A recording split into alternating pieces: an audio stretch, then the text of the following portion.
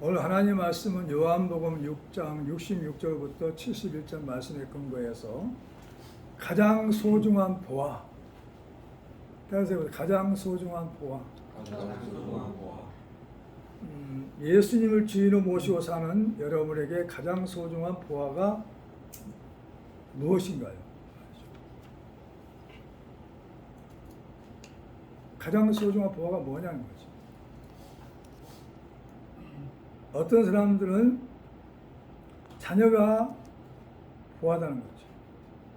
남편이 보호하고, 아내가 보호하고, 부모가 보호하고, 형제가 보호하다는 거죠. 보석인가요? 돈인가요? 집인가요? 차인가요? 재능인가요? 직장인가요? 사업이냐? 만약에 자녀가 보호한다면, 남편과 아내가 보호한다면, 아내가 먼저 떠나고 남편이 떠나버리면, 또 의지했던 아들과 딸이 떠나버리면 힘이 없어져요. 살 의미가 없어진다는 거죠.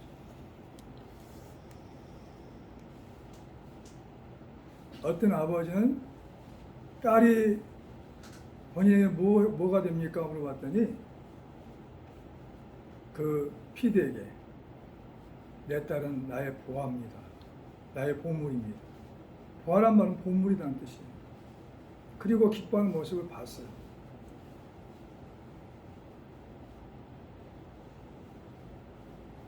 이것들은 잠시 있다가 사라지는 세상의 것이에요. 육신의 것이기에 범사에는 응용이 되겠지만 가장 소중한 나의 보화는 아닙니다.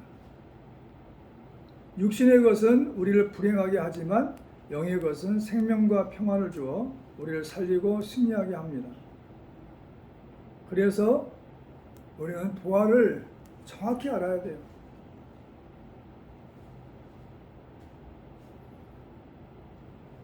보화는 없어지지 않고 빼앗기지 않고 지켜주어서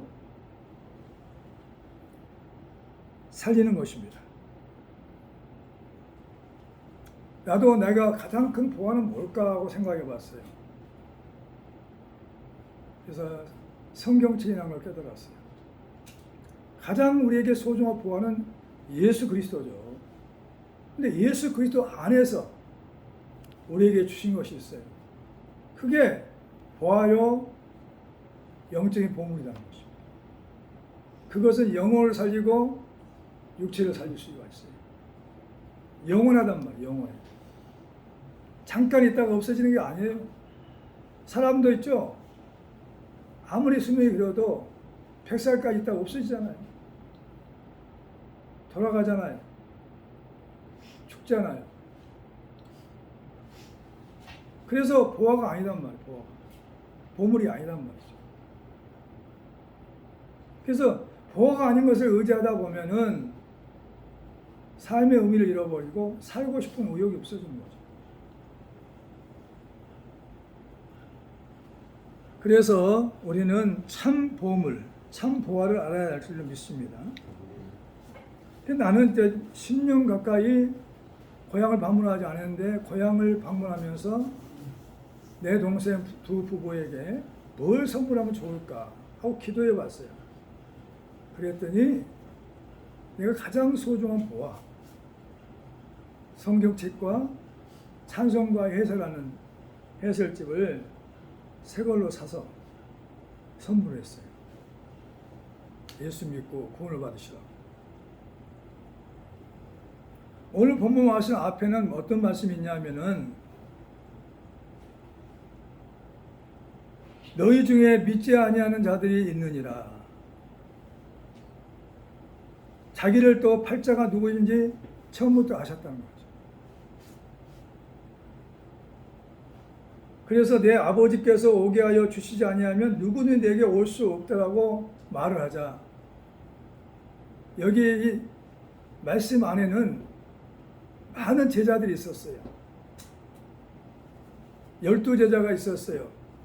베드로가 있었어요. 가룟 유다가 있었습니다. 이 사람들이 등장인물들이에요. 이 메시지 안에는. 이때의 상황 안에서는. 근데 많은 제자들이 떠나버렸어요. 예수님이 얼마나 섭섭하겠어요. 그래서 뭐라고 예수님이 그러냐? 예수께서 12제자에게 이르실 때 너희도 가려느냐?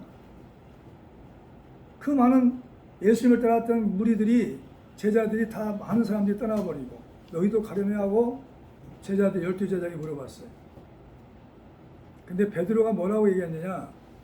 영생의 말씀이 있으니 우리가 어디로 갑니까? 근데 예수님이 그 말씀 듣고 나서 한 사람은 마귀니라, 12 중에 한 사람은 마귀니라, 그는 나를 팔자다고 그랬어요.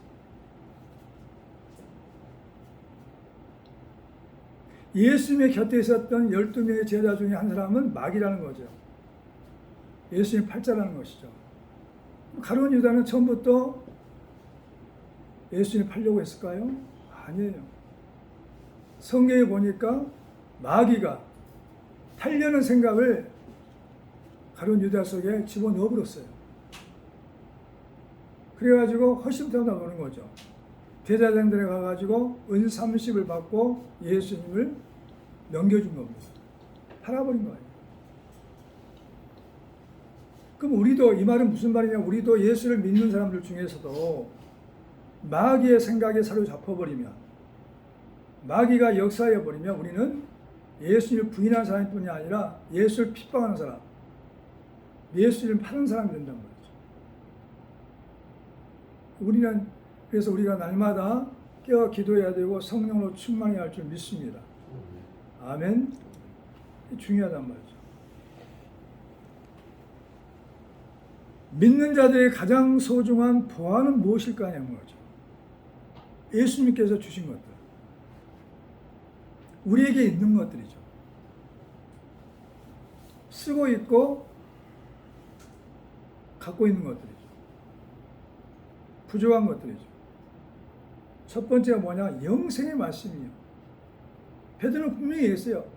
너희도 갈래? 저는 영생의 말씀 때문에 갈 수가 없습니다. 베드로는 주님께 고백했어요. 내가 예수님 대신에 죽겠습니다. 목숨까지 예수님을 위해서 버릴 수가 있습니다라고 고백할 정도로 예수님을 사랑했습니다. 영생의 말씀이 무엇이길래 이렇게 베드로는 소중히 여기고 보화로 여겼을까요? 영원히 살게 하는 말씀입니다. 영원히 살게 하는 말씀이에요. 진실로 진실로 너희에게 이르노니 사람이 내 말을 지키면 영원히 죽음을 보지 아니하리라. 요한복음 8장 51절에 말씀하고 있어요. 하나님의 살아있는 말씀이에요. 살아있는 말씀이기 때문에 이 말씀을 믿으면 말씀대로 이루어지는 역사가 나타납니다. 하나님 말씀은 살아있고 활력이 있어 좌우의 날선 어떤 것과도 예리하여 혼과 영과 및 간절과 골실을 찔러 조기까지 하며 또 마음의 생각과 뜻을 판단하나니. 히브리서 4장 12절에 영생의 말씀은 살아있는 말씀이라는 거죠. 그 말씀 때문에 예수님을 떠날 수 없다고 고백한 거예요. 그리고 하나님의 영생의 말씀은 하나님의 영원한 약속입니다. 약속. 그대로 이루어진다는 거죠. 다 같이 하나님의 영원한 약속. 하나님의 영원한 약속. 영생의 소망을 위함이라. 이 영생은 거짓이 없으신 하나님의 영원전부터 약속하신 것인데 자기 때에 자기의 말씀으로 전도를 나타냈으니 이 전도는 우리 구주 하나님이 명하신 대로 내게 맡기신 것이라. 디도서 1장 2절부터 3절 말씀이에요. 우리에게 영생의 말씀이 보화예요. 나를 살려요. 나를 회복시켜요. 나를 주님 곁으로 인도한단 말이죠. 나중에 이제 나중에 천국까지 인도합니다. 두 번째, 가장 소중한 보화는, 보물은 뭐냐 이 말이죠. 감사의 기도다. 따라서 감사의 기도다. 감사의 기도를 하나님께서 들으셔요. 고마운 마음을 담는 것. 은혜에 베푸신 하나님께 살해하는 마음을 담는 것. 감사기도. 감사의 기도는 기적을 이룬단 말이죠. 예수께서 눈을 들어 우러러보시고 이르시되 아버지여 내 말을 들으신 것을 감사하나이다. 항상 내 말을 들으신 줄 내가 알았나이다. 우리는 예수님을 본받고 예수님처럼 기도해야 돼요. 항상 내 말을 들으심을 감사하나이다. 요한복음 11장 41절부터 42절까지 이 감사 기도하고 죽었던 나사로를 살려냈어요. 감사할 때 담대한 마음을 얻습니다. 우리가 감사할 때마다 우리 속에 담대함이 있어요. 두려움이 사라지는 거예요. 할 수 있다고 고백하게 되는 거죠. 바울이 그들을 보고 하나님께 감사하고 담대한 마음을 얻느니라 사도행전 28장 15절에 말씀하고 있어요. 보화를 바로 알지 못하면 마귀의 유혹을 받아 예수를 떠나거나 팔아버립니다. 우리가 그런 사람이 되지 않도록 가룟 유다가 되지 않도록 우리는 날마다 영생의 말씀을 주야로 묵상하고 기도할 때는 감사 기도를 해야 돼요. 우리는 원망 기도할 때가 있어요. 필요만을 위해서 기도할 때가 있어요. 지금까지 베풀어 주신 것을 은혜로 생각한다면 한두 가지 아니에요. 감사 기도를 많이 하기를 바랍니다. 그럼 감사하는 마음이 생겨요. 감사하는 마음이 생기면 하나님을 사랑하게 돼요. 주 없이는 살 수 없는 사람이 되는 걸 믿으시기 바랍니다. 구할 것을 감사함으로 아는단 말이죠. 감사함으로 알아야 돼. 자, 빌립보서 거기 적어놓으시고 빌립보서 4장 6절 찾아보세요.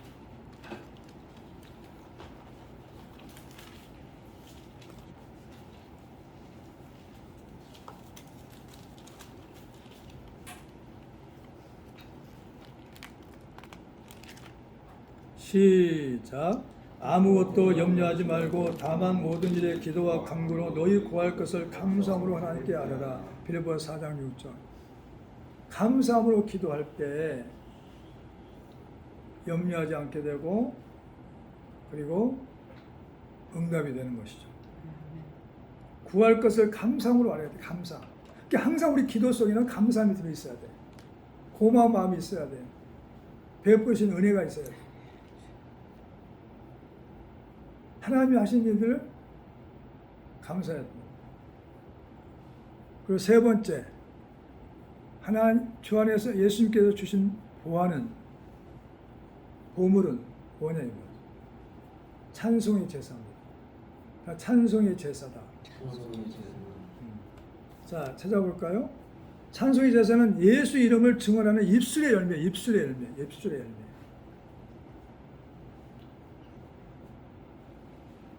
찬송의 제사다는 거죠. 자, 히브리서 13장 15절.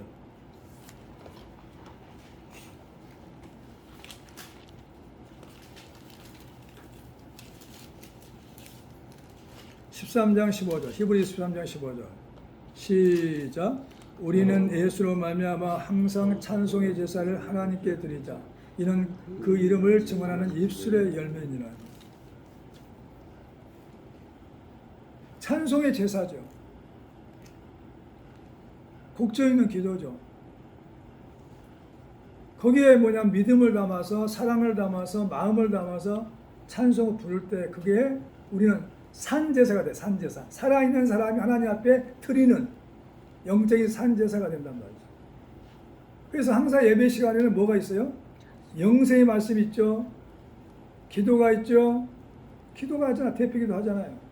그리고 뭐냐면 찬송의 제사가 있다. 찬송합니다. 찬송. 예배 드리기 전에 얼마나 찬송을 많이 불렀는지 몰라. 찬송의 제사. 옛날에는 음식을 차려놓고 제사를 했어요. 번제를 뜨고 불을 태워가지고 구약시대는 제사를 지냈어요. 음식을 넣고. 근데 신약시대 와서는 찬송의 제사. 내가 온전히 하나님께 드리는 거죠. 찬송을. 내 마음을 담아서 산제사로 드리는 거죠. 아멘. 찬송의 제사를 드리는 거죠. 그리고 영과 마음으로 찬송한다는 말이죠. 그냥 찬송하는 게 아니에요. 내 영으로 마음으로 찬송한다는 거죠. 그러면 어떻게 할까? 내가 영으로 기도하고 또 마음으로 기도하며 내가 영으로 찬송하고 또 마음으로 찬송하리라. 고린도서 14장 15절에. 영의 기도가 있고 마음으로 찬송한 게 있다. 마음에 기도한 게 있다. 영으로 찬송하고 마음으로 또 찬송한단 말이죠. 영으로 찬송하면 어때요? 내 영이 뭐 기뻐져요. 즐거워져요. 행복해져요. 마음으로 찬송하면 마음이 막 즐거워. 기뻐. 얼굴의 표정이 달라져요. 힘들고 어려울 때마다 기쁜 찬송을 부르세요. 사울이 악신이 되니까 너무 힘들었어요. 막 살기 힘들었어요. 그때 다윗이 악기로 찬송을 부르니까 악신이 다 떠나가고 평안해졌어요. 영적인 무기예요. 이거 빼앗기지 않는 거예요. 감사하는 마음으로 하나님을 찬양합니다.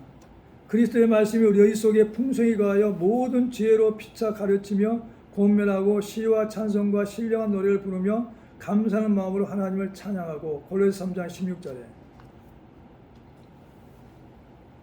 그리고 네 번째 가장 소중한 보안은 주 예수 이름입니다. 주 예수 이름이다.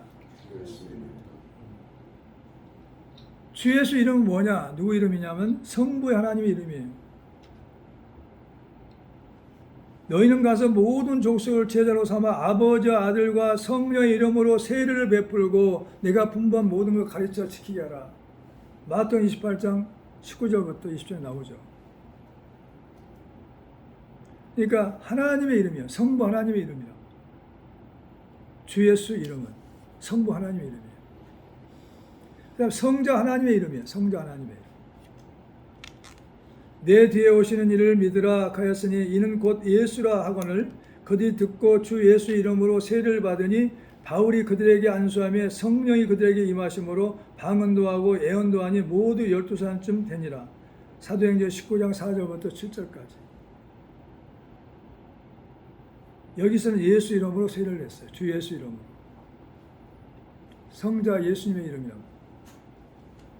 그리고 성령이 하나님의 이름이에요. 성령 하나님의 이름이다. 요한복음 14장 26절 찾아보세요.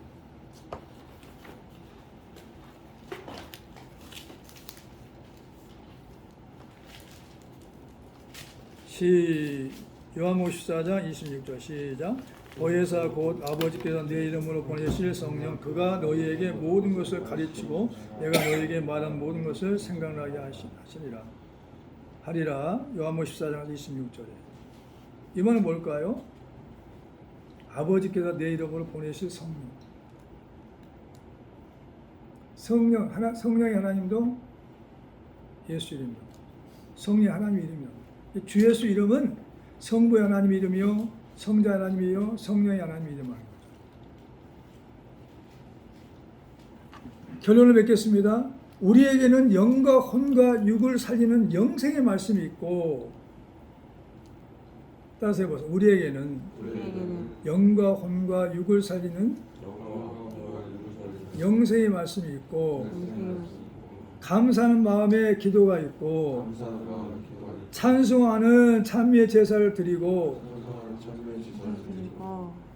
묶었다가 푸는 천국 열쇠인 주 예수 이름의 보화가 있기에 우리는 행복하고 언제나 전화위복의 기회가 되고 승리할 수가 있다. 아멘. 이것이 전화위복이 돼. 전화위복이 뭐야? 재앙과 근심과 걱정이 바뀌어가지고 오히려 복이 된단 말이죠. 뭐 때문에? 영생의 말씀 때문에 그래요. 감사의 기도가 그래요. 찬송의 제사가 그렇게 되는 거죠. 주 예수 이름이 묶었다 풀어버린단 말이죠. 그것이 영적인 보화라니까요. 이 보화만 있으면 무엇인지 어떤 문제가 다 풀어져. 전화위복이 되어버려요. 화가 복이 된단 말이죠. 그래서 예수님은 이것들을 우리에게 주셨어요. 너는 영생의 말씀 믿고 살아라. 영생의 말씀 믿고 살아라. 먹고 살아라.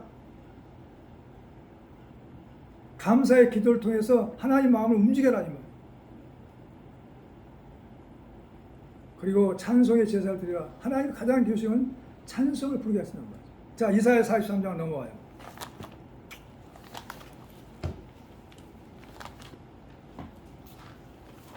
이사야 43장.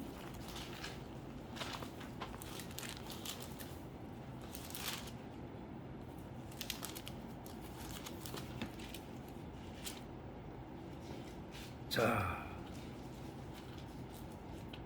18절부터 시작. 너희는 이전 일을 기억하지 말며 옛날 일을 생각하지 말라. 보라, 내가 새 일을 행하리니 이제 나타낼 것이다. 너희가 그것을 알지 못하겠냐? 내가 반드시 내가 광야의 길을 사막의 강을 내리니 장차 들짐승 곧 승냥이와 타조도 나를 존경할 것은 내가 광야의 물을 사막의 강을 내어 내 백성 내가 택한 자에게 마시게 할 것입니다. 이 백성은 내가 나를 위하여 지었나니 나를 찬송하게 하려 함이라. 날마다 우리는 찬송해야 돼. 찬송의 제사를 드려야 돼. 사막에 강을 낸대요. 응? 사막에 강을 내면 어때요? 목마르지 않죠. 광야에 길을 낸대요. 그럼 평탄하게 되죠. 하나님 우리를 통해서 새 일을 하고 한단 말이죠. 그러니까 이전 일을 기억하지 마. 옛날 일을 잊어버려. 어제까지는 다 과거란 말이죠. 왜 과거의 사람이냐? 현재와 미래 사람이 돼야지. 그래서 짐승들도 하나님을 존경해. 근데 하물며 우리는 어떻게 했어? 응? 목마르지 않고 걱정 없이 살할 수 있도록 하나님께 감사하며 찬송을 부를 수 있도록 만들었단 말이죠. 찬송의 제사를 많이 불러야 돼. 아멘. 그러면 기뻐져요. 마음이 즐거워져요. 행복해져요. 그리고 주 예수의 기도는 묶었다 풀어버려요. 주 예수 이름으로 기도해야 돼. 예수 이름. 그럼 성령의 역사가 나타나요. 아멘. 그래서 우리는 가장 내게 소중한 보화, 가장 소중한 보화는 뭐냐? 영생의 말씀,